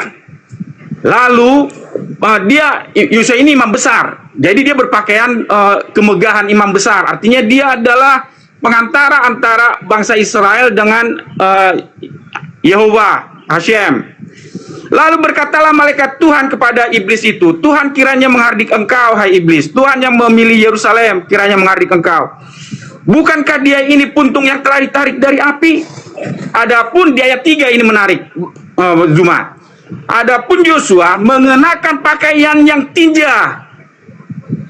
Bayangkan, Zakaria menulis bahwa seorang imam besar pakaiannya itu bukan jadi pakaian kebesaran imam besar, tetapi pakaian imam besarnya itu adalah kotoran tinja. Nggak ada tinja, jangan Anda tambah-tambahkan. Baca masalah teksnya. Saya berani berkata demikian karena saya baca masalah teksnya, makanya saya berani. Oke, silakan Anda bacakan kepada saya di mana dikatakan tinja di sana. Oke, nanti saya bacakan.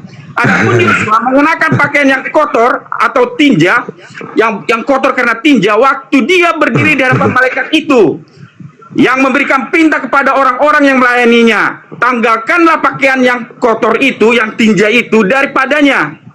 Dan kepada Yosua, jangan Anda ini jangan Anda membuat sesuatu fitnah terhadap kitabnya Yahudi, jangan, nggak bagus. Fakta, coba baca masalah teksnya. Saya bacakan masalah mana teksnya. ada membahas tinja di situ. Baik, saya bacakan. Itu, itu berbicara tentang sesuatu yang kotor. Kotor belum tentu tinja. Beda dengan suku balon. Suku balon itu memang tinja. Saya sebentar. Saya ambil bahasa Ibrani Juma ya. Bahasa Ibraninya pakaian itu sowim. Tapi bahasa kotornya itu, kotoran atau bernoda tinja itu sowim. Tapi kalau dia pakaian sebentar. Itu pakaian beneran, makanya di data selanjutnya dia digantikan dengan menggunakan surban. Astagfirullahaladzim, ya Allah ya Karim. Bentar. Aduh. Sebentar. Garmennya itu bagadim. Tapi kotoran itu bahasa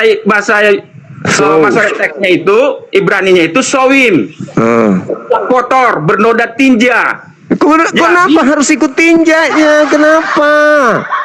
Kenapa harus tinja menyamakan tinja? Memang itu apa makna dari bahasa Ibrani sowim? Kok Anda enggak ada hubungannya. Itu ada hubungannya. Itu artinya kotor. Alamak, enggak, memang itu artinya. Artinya jangan begini. Gitu dong. Bentar. Jangan gitu, nggak bagus. Kitabnya orang jangan digituin. Saya bukan begitu, Pak.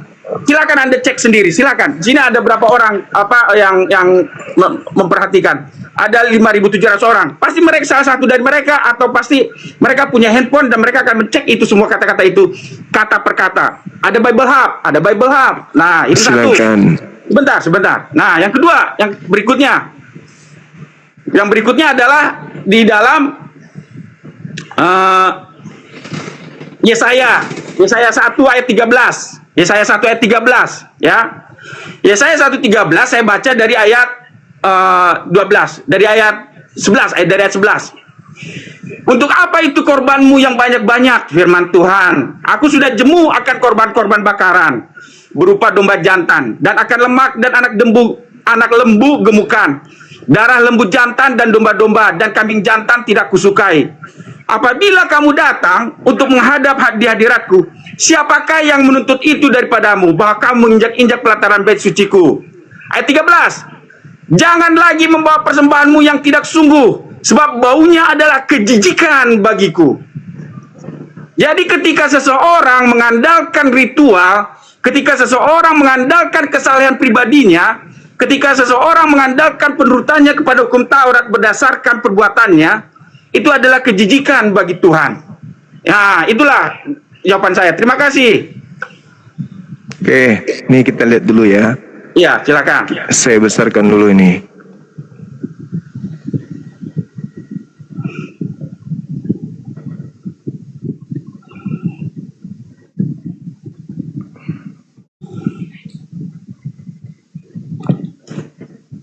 Nih, kita lihat dulu di dalam data kitab Zakaria 3, nomor 3 ini. Ya, Zakaria 3. Adapun ya mengenakan pakaian yang benar, waktu dia berdiri di hadapan itu kan. Ambil balhapnya, Bang Zumar. Tunggu. Ini kotor ya. Kotor, yang kotor, pakaian kotor. Nah, kita lihat di dalam bahasa aslinya nih. Kotor. Kita tekan kotor ya. Nih. Tuh.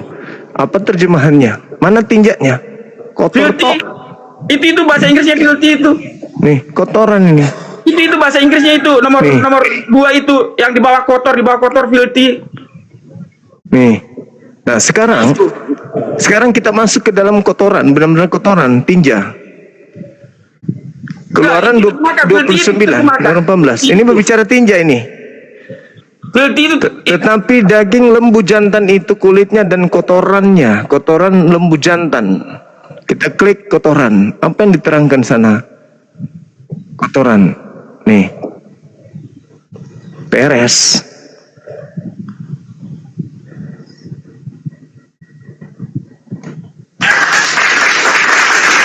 Terjemahkan filthy-nya itu, Pak Bang Zumar. Terjemahkan filthy-nya yang nomor 2 itu. Yang tadi kan ada filthy bahasa Inggrisnya. Tidak bisa kemudian kita menerjemahkan senap perut kitabnya orang, nggak boleh. Bukan, tapi itu Nggak boleh Bang, nggak boleh.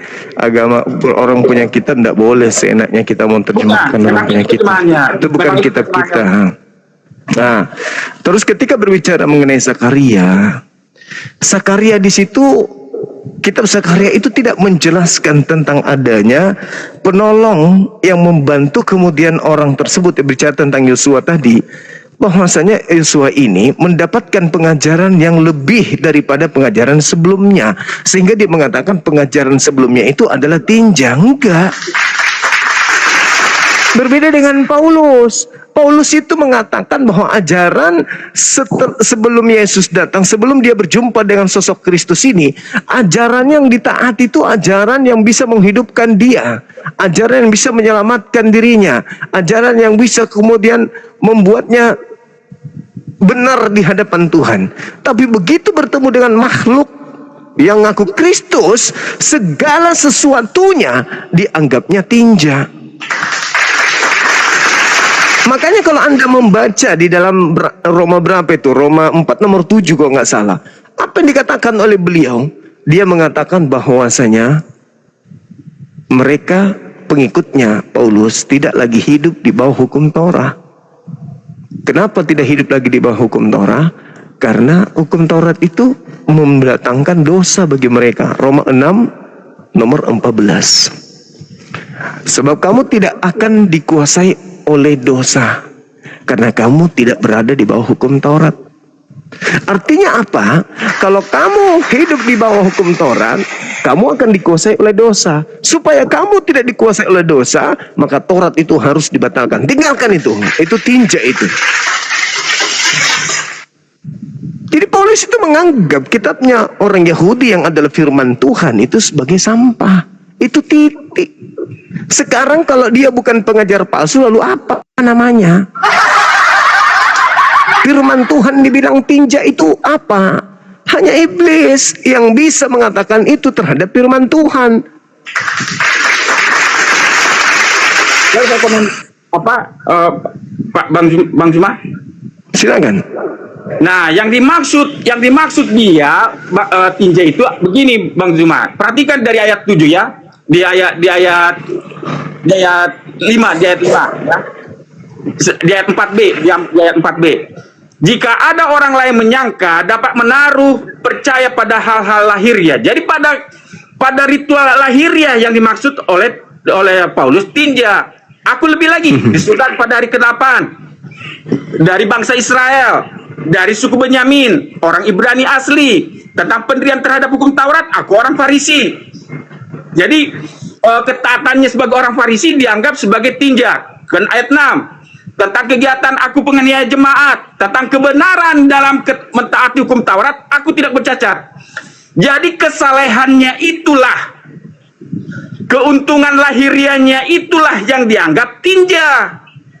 Tetapi apa yang dahulu merupakan keuntungan bagiku, sekarang kuanggap rugi karena Kristus. Nah, begini, Bang Zuma, saya kaitkan dengan Zakaria 3 tadi ya.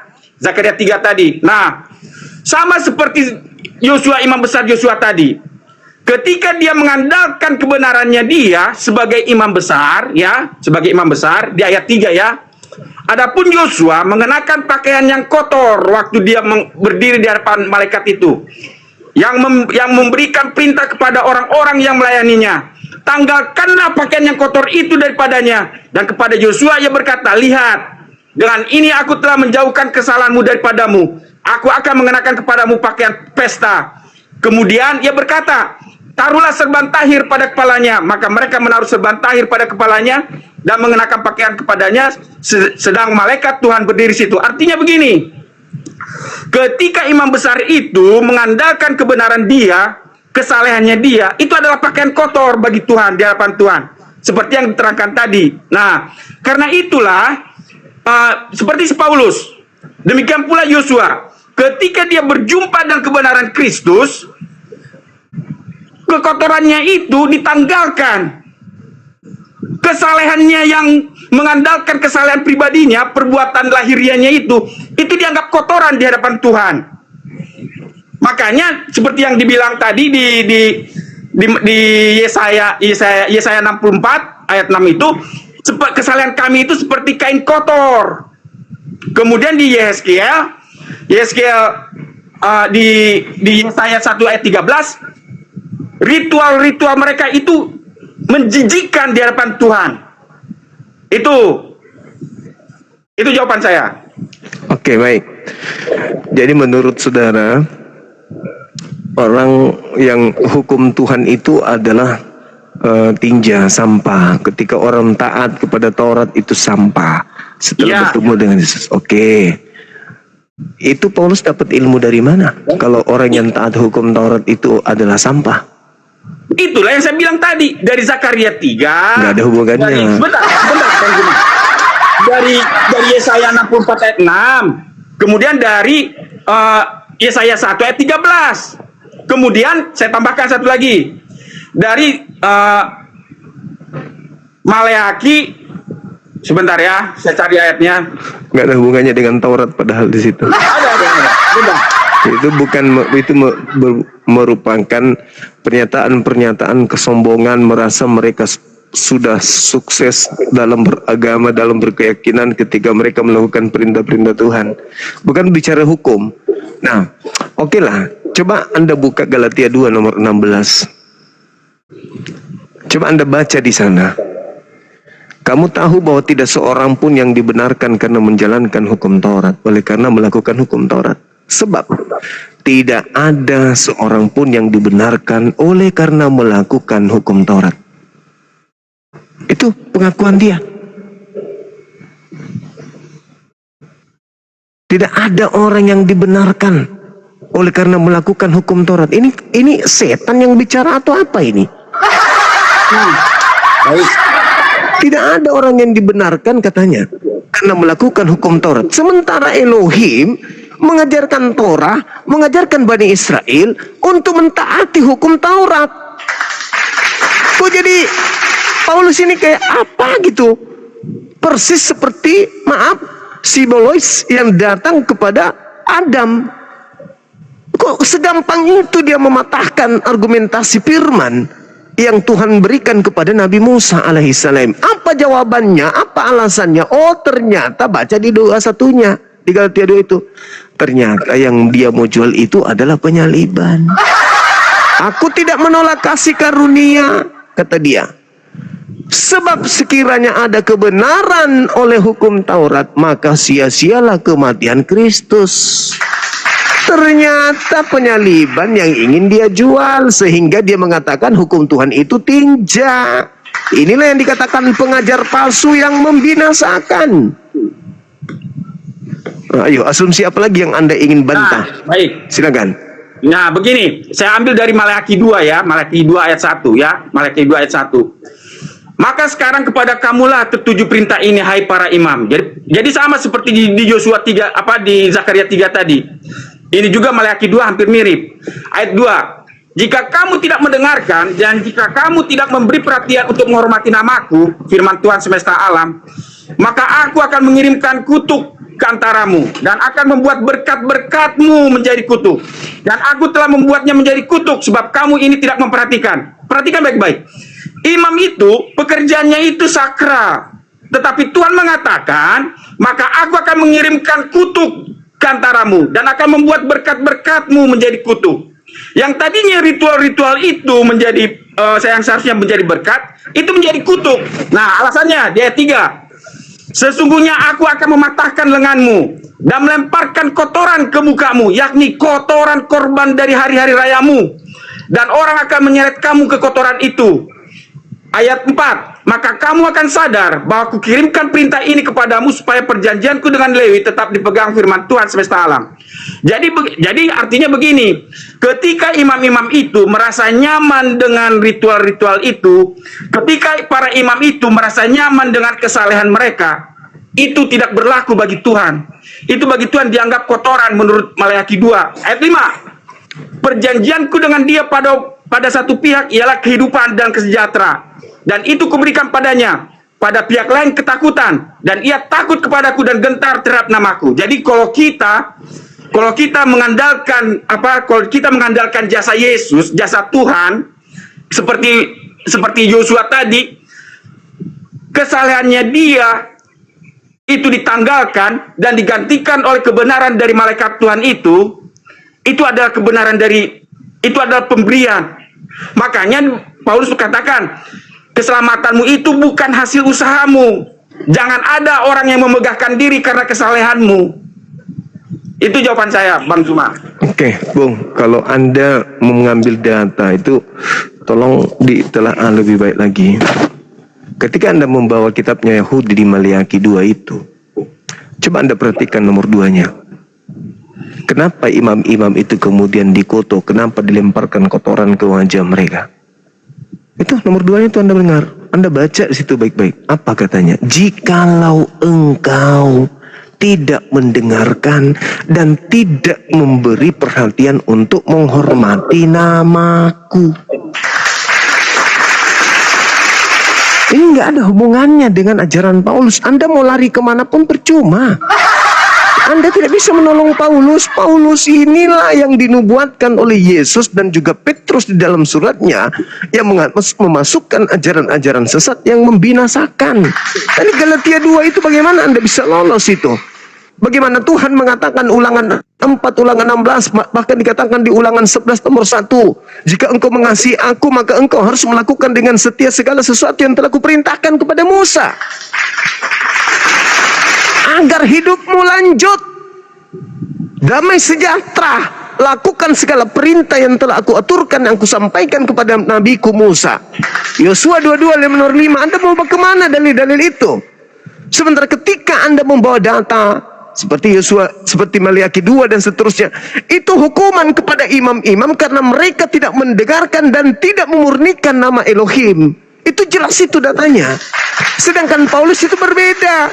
Paulus ingin menyenangkan orang-orang di luar Yahudi, di luar Yerusalem, yang tinggal di antara orang-orang asing, agar mereka tidak merasa terbebani dengan hukum Taurat. Makanya dia batalkan seluruhnya dan menganggapnya hukum Taurat itu adalah tinjak kotoran.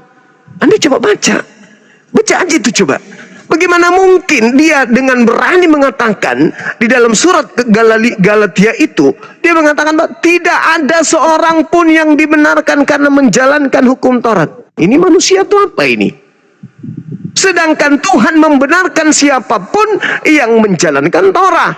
Bahkan Tuhan justru mengutuk orang yang tidak menjalankan Taurat. Ulangan 27 nomor 26. Terkutuklah orang yang tidak menjalankan hukum Taurat dengan perbuatan.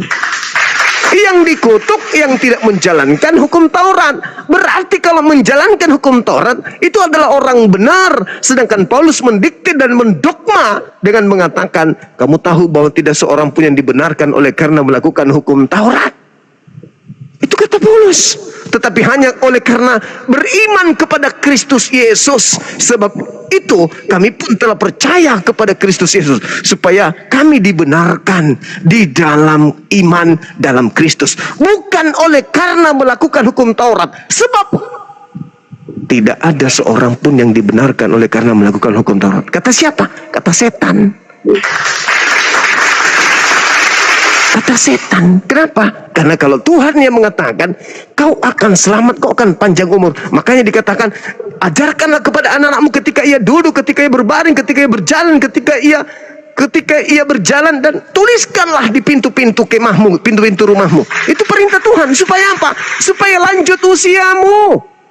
Datang Paulus, tidak akan ada orang diselamatkan. Sebab itu kami pun telah percaya kepada Kristus Yesus, supaya kami dibenarkan oleh karena iman dalam Yesus, bukan karena melakukan hukum Taurat kami diselamatkan. Sebab tidak ada orang yang dibenarkan oleh karena melakukan hukum Taurat. Itulah Paulusmu yang memasukkan pengajaran palsu ke dalam ajaran Yahudi. Lalu kemudian di data 21-nya dikatakan apa? Aku tidak menolak kasih karunia, sebab sekiranya ada kebenaran oleh hukum Taurat, maka sia-sialah kematian Kristus. Nah, sekarang saya mau tanya kepada saudara. Menurut saudara, apakah di dalam hukum Taurat itu ada kebenaran? Ada atau tidak ada? Silakan. Ya, tegak sekarang ya. Nah, baik. Di dalam hukum Taurat ada kebenaran. Berarti sia-sia kematian Yesus. Sebentar. Berarti sia-sia kematian Yesus. Sebentar. Silakan. Bukan, dengarkan. Nah, Yesaya 64 ayat 6 mengatakan, demikianlah kami sekalian seperti seorang najis, dan segala kesalehan kami seperti kain kotor. Jadi sama seperti Imam Besar Yosua tadi, ketika dia mengandalkan kebenarannya seperti Paulus, dia mengandalkan kefarisiannya, dia mengandalkan ketaatannya, itu adalah pakaian kotor. Nah, Taurat yang dicerca sama Taurat yang dicerca Paulus. Belum selesai. Paulus mencerca. Sebentar. Yang di hukum Tuhan yang dicerca, bukan perbuatan-perbuatannya. Sebentar Bang Suma. Sebentar, terakhir. Sebelum potong. Nah, kalau kita mengandalkan kebenaran itu, maka itu adalah kesalehan yang kotor, kesalehan yang najis, ya. Nah, sekarang tadi kan di Zakaria 3, pakaian kebenaran kesalehan kita, perbuatan baik kita itu ditanggalkan, digantikan oleh kebenaran dari malaikat Tuhan itu. Nah, Yeremia 31, saya bacakan Yeremia 31 ayat 31. Sesungguhnya akan datang waktunya, demikian firman Tuhan, aku akan mengadakan perjanjian baru dengan kaum Israel dan kaum Yehuda, bukan seperti perjanjian yang telah kuadakan dengan nenek moyang mereka pada waktu aku memegang tangan mereka. Mereka untuk membawa mereka keluar dari tanah Mesir. Perjanjianku itu telah mereka ingkari, meskipun aku menjadi Tuhan yang berkuasa atas mereka. Demikianlah firman Tuhan. Ayat 33. Tetapi beginilah perjanjian yang kuadakan dengan kaum Israel sesudah waktu itu. Demikianlah firman Tuhan. Aku akan menaruh Tauratku dalam batin mereka dan menuliskannya dalam hati mereka. Maka aku akan menjadi Allah mereka dan mereka akan menjadi umatku. Nah, Paulus mengatakan kalau kita mengandalkan kesalehan kita, ritual ibadah kita, amal baik kita itu adalah pakaian yang najis. Jadi bagaimana? Kita harus meminta Tuhan itu yang memberikan kesalehan itu, kebenarannya. Makanya pakaian kotor yang kita juga digantikan oleh pakaian pesta dari Tuhan. Bung, kalau Anda membaca Yeremia 31 berdasarkan dengan data Paulus pengajar sesat ini, Anda harus membacanya begini. Tetapi beginilah perjanjian yang kuadakan dengan kaum Israel setelah waktu itu, demikianlah firman Tuhan. Aku akan menaruh tinja di dalam batin mereka. Bukan, beda. Dan aku akan menaruh sampah dalam batin mereka. Aku akan tuliskan tinja dalam hati mereka. Kenapa Anda kok sulit kali Anda menerima pengajaran? Anda membaca kitab Yesaya, Anda membaca Nehemia, Anda membaca Zakaria, Anda membaca Yeremia. Mereka tidak sedang membahas kutukan-kutukan terhadap perintah atau firman Tuhan. Mereka hanya mencerca perilaku pribadi mereka dalam beragama. Kesolehan mereka, ketaatan mereka, itu yang mereka cerca. Tapi Paulus ini, si gondrong ini, justru mengatakan bahwa segala sesuatu kuanggap rugi karena pengenalanku terhadap Kristus. Bahkan semuanya itu kuanggap tinja. Kalau Paulus itu tidak mencerca hukum Taurat, bagaimana mungkin dia bisa mengatakan bahwa hukum Taurat itu tak ada gunanya, tak ada fungsinya sama sekali, tidak ada kebenaran di dalamnya. Kemudian Anda mengatakan bahwa di dalam Taurat itu ada kebenaran. Berarti Anda bertentangan dengan Paulus. Bukan, kamu sepakat. Loh, Paulus mengatakan bahwa tidak ada kebenaran dalam hukum Taurat. Jika ada kebenaran, maka sia-sialah kematian daripada Yesus. Anda coba baca nomor 22-nya tuh, nomor 21-nya. Jika ada kebenaran di dalam hukum Taurat, maka sia-sialah kematian Yesus. Sekarang Anda mengatakan ada kebenaran. Kalau ada kebenaran berarti sia-sia kematian Yesus. Mana yang betul? Ada kebenaran atau tidak ada kebenaran? Anda harus memilih di antara satu, di antara dua ini. Anda harus memilih satu. Nah, sekarang coba Anda jawab. Ya, baik. Ada kebenaran atau tidak ada kebenaran? Anda mengatakan tadi ada kebenaran. Berarti kalau ada kebenaran, kata Paulus, tidak ada. Maka sia-sialah kematian Yesus. Mana yang betul? Baik. Perhatikan Filipi 3 ya, Filipi 3 ya, dari ayat 4 yang B tadi yang saya baca. Jika ada orang lain menyangka dapat menaruh percaya pada hal lahir, ya aku lebih lagi. Disunat pada hari ke-8 ya. Dari bangsa Israel, iya. Dari suku Benyamin, orang Ibrani asli. Tentang pendirian terhadap hukum Taurat, aku orang Farisi. Tentang kegiatan, aku pengingat jemaat. Tentang kebenaran dalam mentaati hukum Taurat, aku tidak bercacat. Tetapi apa yang dahulu merupakan keuntungan bagiku, jadi kesalehan lahiriah itu yang dibilang Yesaya tadi, kesalehan kami adalah pakaian yang kotor, ya, Yesaya 64 tadi, sekarang kuanggap rugi karena Kristus. Jadi kebenaran Kristus itu dipakaikan sama seperti Imam Besar Yosua. Hukum Taurat itu dipakaikan. Itulah yang dicatat di dalam hati. Itulah yang dibilang Yeremia 31. Ketika Paulus, sebentar Bang Juma, sebentar. Malahan segala sesuatu sangat rugi karena pengenalan akan Kristus Yesus Tuhanku lebih mulia daripada semuanya. Oleh karena dialah aku telah melepaskan semuanya itu. Makanya dalam kitab Zakaria tadi, Imam Besar Yosua itu harus melepaskan kesalehannya, harus melepaskan kebenarannya sendiri, supaya aku memperoleh Kristus dan berada dalam Dia, bukan dengan kebenaranku sendiri karena mentaati hukum Taurat, melainkan dengan kebenaran karena kepercayaan kepada Kristus, yaitu kebenaran yang Allah anugerahkan berdasarkan kepercayaan. Jadi seperti Yeremia 31 tadi mengatakan, kebenaran Kristus itulah dianugerahkan ke dalam hati kita. Kebenaran karena Kristus. Nah, itu jawaban saya. Terima kasih. Oke. Gini aja deh. ketika Yesus masih ada di bumi bersama muridnya, Yesus mengajarkan meninggalkan Taurat atau melakukan Taurat? Kalau seperti kata Matius 5, dia meneguhkan hukum Taurat. Meneguhkan hukum Taurat. Terus Paulus bertemu dengan siapa? Sampai dia setelah bertemu dengan makhluk ini kok justru dia menghina hukum Taurat ini? Karena pengenalannya dengan Kristus Yesus, maka semua yang pernah dia lakukan, yaitu ketaatan-ketaatan seperti yang diperintahkan Yesus, malah dianggapnya tinja.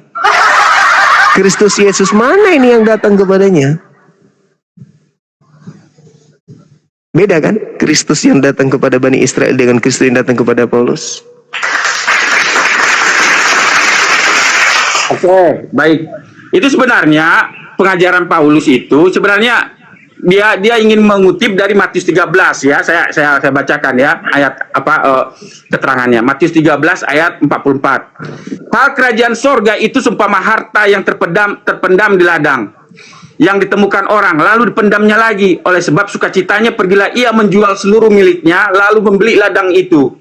Demikian pula hal kerajaan sorga itu seumpama seorang pedagang yang mencari mutiara yang indah. Setelah ditemukannya mutiara yang sangat berharga, ia pun pergi menjual seluruh miliknya lalu membeli mutiara itu. Jadi sama seperti Paulus, ketika dia berjumpa dengan mutiara yang indah, yaitu pengenalan akan Kristus, dia jual, dia buang itu semua kesalehan yang kemarin itu. Makanya dia bilang, semua kuanggap rugi. Demi apa? Pengenalan akan Yesus. Iya, oke, Bung. Itu kan masih abu-abu itu kan. Karena dia hanya mendengarkan suara dan cahaya.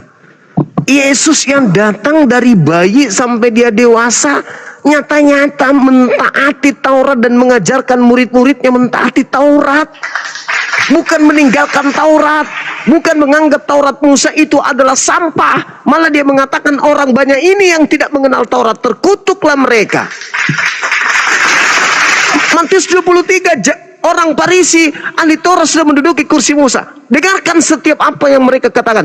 Jangan kau mengikuti perkataan mereka. Sebab mereka hanya mengatakan tapi mereka tidak mempraktekkan. Berarti murid-murid Yesus diperintahkan untuk kemudian mempraktekkan hukum Taurat. Matius 5 nomor 19. Barang siapa yang meniadakan hukum Taurat dan mengajarkan kepada orang lain meskipun yang paling terkecil, dia akan menempati tempat terhina. Akan tetapi sebaliknya, kata Yesus, barang siapa yang melakukan perintah-perintah yang ada di dalam hukum Taurat, dia akan menempati tempat tertinggi di dalam kerajaan langit. Itu Yesus yang asli. Yesus yang palsu yang ditemui Paulus. Kristus palsu inilah yang mengajarkan Paulus untuk memasukkan pengajaran sesat yang membinasakan manusia. Coba Anda baca Matius 5:19 itu. Yesus mengatakan, akan tetapi barang siapa yang melakukan segala perintah-perintah yang ada di Taurat dan mengajarkan kepada orang lain, maka dia akan menempati tempat tertinggi di dalam kerajaan surga. Loh, kok kenapa jadinya ada Kristus palsu yang datang membisikkan nabinya bernama Paulus mengajarkan hal yang bertentangan dengan Yesus asli? Coba Anda baca, simpulkan Matius 5:19 itu. Orang yang mengajarkan hukum Taurat, di mana tempatnya? Di surga tertinggi. Apa kata Paulus? Tidak ada orang dibenarkan karena melakukan hukum Taurat. Lah, Yesus mengatakan tempat tertinggi kok kalau melakukan hukum Taurat. Mana yang betul? Kristusnya Bang Suma atau Kristusnya Paulus? Kalau Kristus saya yang datang kepada Bani Israel, ngajarin Bani Israel menjalankan hukum Tuhan. Kalau Kristusnya Paulus yang datang kepadanya berupa cahaya yang buat matanya buta. Ada yang mengikuti itu kan? Tadi saya mengangkat 2 Petrus 2 nomor 1. Sebagaimana dahulu di tengah-tengah umat Elohim muncul nabi-nabi palsu, demikian juga sekarang di tengah-tengah kalian akan datang pengajar-pengajar palsu yang memasukkan pengajar-pengajaran sesat yang membinasakan. Itulah dia, membinasakan. Kenapa dia bisa binasa? Siapa yang menghilangkan hukum Taurat meskipun yang paling terkecil lalu mengajarkan kepada orang lain, dia akan menempati tempat terendah dalam kerajaan langit. Pertanyaan saya, apakah Paulus menghilangkan hukum Taurat meskipun yang paling terkecil? Tidak, dia tidak menghilangkan. Alasannya begini. Wow. Paulus mengajarkan di dalam Roma 6 nomor 14. Apa kata dia? Hah? Apa kata dia di sana? Kamu tidak akan dikuasai lagi oleh dosa karena kamu tidak lagi hidup di bawah hukum Taurat. Hei, Paulus itu menghilangkan semua hukum Taurat. Jadi, barang siapa yang meniadakan hukum Taurat dan mengajarkan kepada orang lain meskipun yang terkecil, binasa. Itulah yang memasukkan pengajaran-pengajaran sesat yang membinasakan dia. Dialah yang membinasakan itu.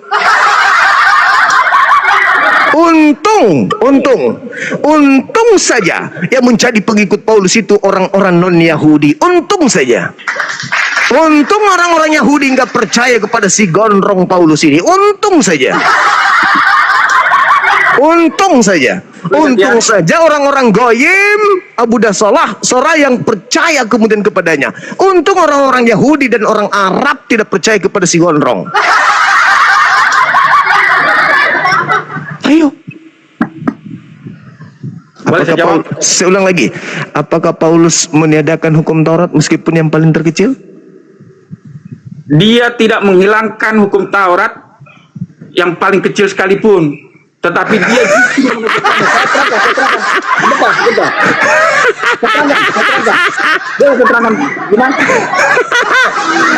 Kolose 2:16, jangan lagi kau mau diatur tentang makanan, minuman dan hari raya. Jangan. Bahkan kalau Anda melihat Roma 6 nomor 14 itu tadi, apa yang dikatakan oleh dia? Kamu tidak akan dikuasai lagi oleh dosa karena kamu tidak lagi hidup di bawah hukum Taurat.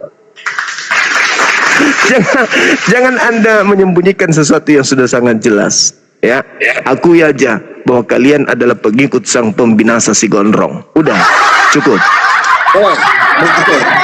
Terakhir ya Bang Juma. Nah, mengapa saya katakan bahwa Paulus tidak meniadakan hukum Taurat? Karena ada ayat yang lain mengatakan hukum Taurat itu kudus. Nah, sekarang Filipi 3 ya, sebentar.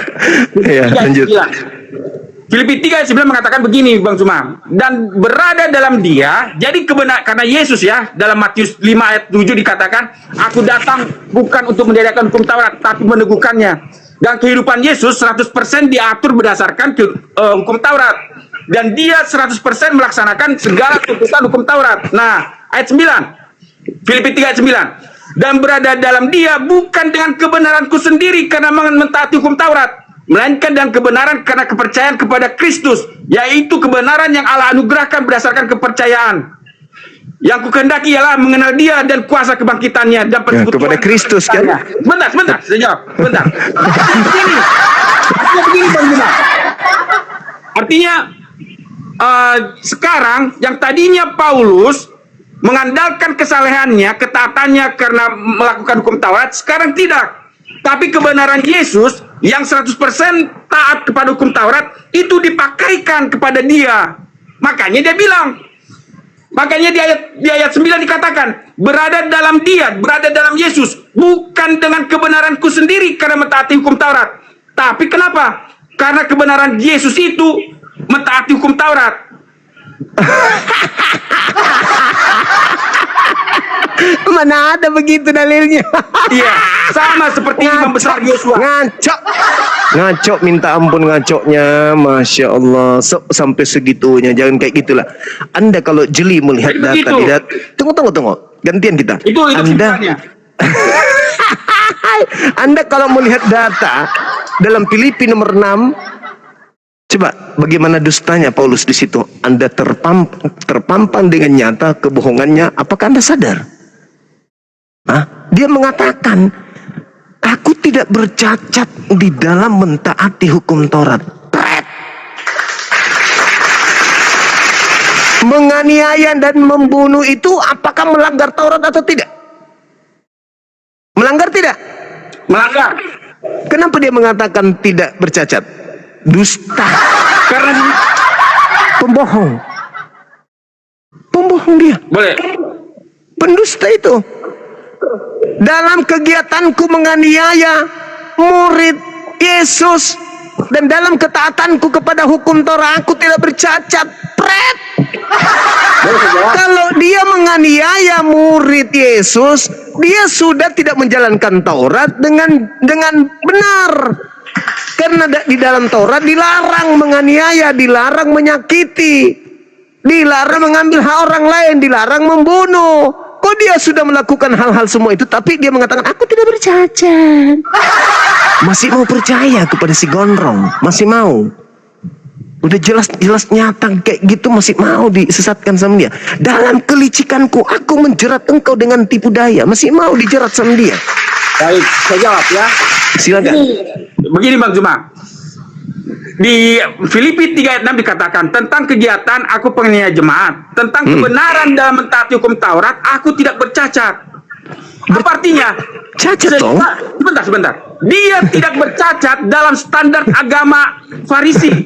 Dia tidak bercacat dalam standar agama secara lahiriah. Dia tidak bercacat dalam standar agama Sanhedrin. Ketika Paulus mengatakan dia tidak bercacat dalam mentaati hukum Taurat, ia sedang berbicara tentang standar keagamaan kemanusiaannya atau kepatuhannya sebagai seorang individu. Berarti dia bohong. Dia nggak bohong. Artinya begini. Bohong itu. Sebentar. Karena menganiaya murid Tuhan itu adalah sesuatu yang melanggar hukum Taurat. Boleh nggak membunuh menurut Taurat? Menurut Yesus tidak boleh. Ketika kamu Menurut marah Taurat, pada seseorang, kamu sedang apa? Membunuh. menurut Taurat boleh nggak membunuh? Karena Yesus, sebentar. Karena menurut tafsir Yesus. Baik, sebentar. Menurut Sanhedrin itu tidak melanggar hukum Taurat. Makanya dia bilang, aku tidak bercacat dalam apa mentaati hukum Taurat. Menurut Taurat bukan menurut Sanhedrin. Dalam Matius 5, sebentar. Menurut Sanhedrin, membunuh itu tidak itu memenuhi hukum Taurat. Karena itu adalah bagian dari iman mereka. Tetapi kalau menurut Yesus, ketika kamu marah, kamu sedang membunuh. Jadi dia mengatakan secara lahiriah, secara Farisi, dia tidak bercacat. Tetapi di hadapan Yesus, dia bercacat. Karena ukuran Yesus, dalam ketaatanku menjalankan hukum Taurat, bukan hukum Sanhedrin, bukan Taurat. Dalam menjalankan hukum Taurat, aku tidak bercacat. Anda baca Kisah Para Rasul 1, bagaimana Paulus membunuh. Membunuh itu sudah melanggar Taurat, berarti dia cacat. Jangan Anda paksakan diri Anda untuk mempermalukan diri Anda sendiri. Paulus itu menjerat Anda dengan tipu daya. Dia menipu dengan mengatakan dia tidak bercacat padahal dia pembunuh. Bagaimana?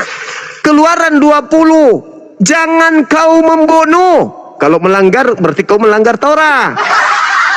Kisah Para Rasul 9:1.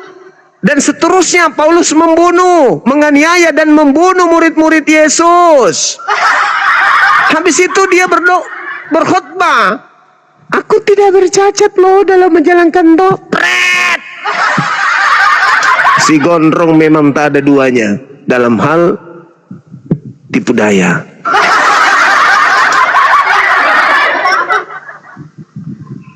Ayo, coba Anda hantam. Coba Anda akurkan, kasih akur dulu Yesus dengan Paulus. Matius 5:19 dengan Galatia 2:16. Kasih akur coba. Bisa enggak? Bisa enggak duduk mereka bersama tuh?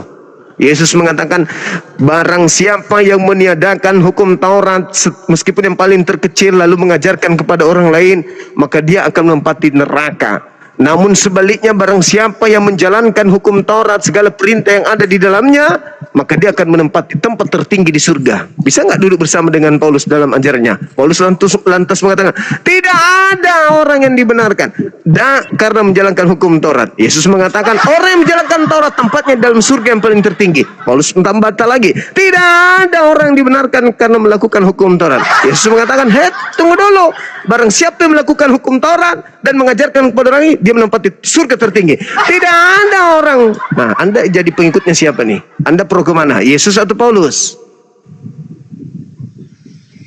Dua-duanya. Iya. Kenapa dua-duanya? Karena begini. Karena begini.